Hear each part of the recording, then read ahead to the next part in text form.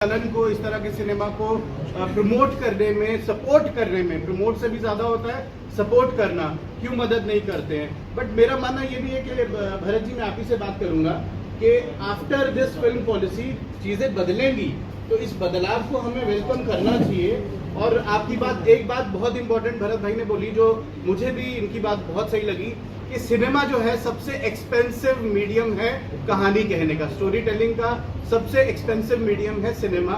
But at the same time जैसे government ने इस पॉलिसी में लिखा है कि आप इक्विपमेंट खरीदो, बिल्कुल सही बात है। यहाँ के इन्वेस्टर क्या 10 करोड़ के, 50 करोड़ की, 20 करोड़ की इक्विपमेंट खरीद सकते हैं? और अगर मान लो किसी ने यहाँ पे 1 करोड़ का भी इन्वेस्टमेंट कर दिया, तो क्या गवर्नमेंट ये कंफर्मेशन देती है कि उसके लोन अगर पे ऑफ नहीं होते हैं, उसका कर्जा अगर नहीं चुकाया जाता है, तो गवर्नमेंट पार्टिसिपेट करेगी? क्या इस तरह का प्रावधान है?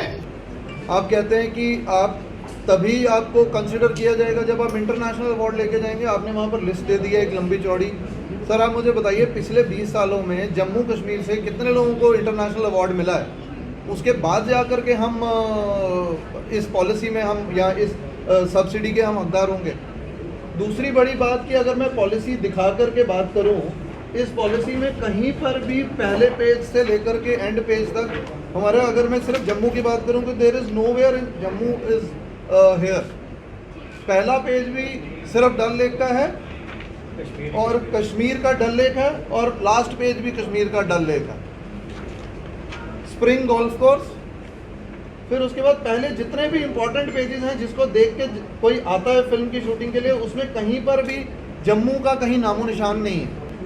आप कहते हैं कि आपको अगर सब्सिडी लेनी है तो आपको इतना स्क्रीन टाइम भी आपको दिखाना पड़ेगा, आपको पास OTT का अप्रूवल लेटर भी होना चाहिए, वो सारी चीज़ें इसमें मेंशन है। बट कैसे होगा वो?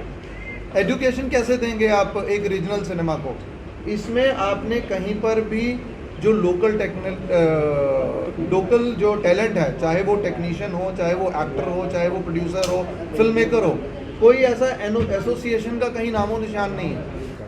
सर हमारा विषय है कि हम लोग जम्मू कश्मीर फिल्म पॉलिसी जो आई है 5 अगस्त को, हम उसके ऊपर चर्चा कर रहे हैं। हमारे कुछ भाई बॉम्बे से भी हैं और जम्मू के भी हैं, तो हम लोग उसी विषय पे चर्चा कर रहे थे कि इसमें रीजनल सिनेमा को लेकर के सरकार ने कुछ नहीं दिया है। जो भी इसमें जो चीज़ें भी दी हुई हैं वो सिर्फ अगर कंसिडर किया जाए तो सारी चीज़ें जो हैं जम्मू से बाहर का वो जो सिनेमा फिल्म मेकर है उसके लिए है, चाहे वो दिल्ली से हो, बॉम्बे से हो, मद्रास से हो, कहीं से भी हो।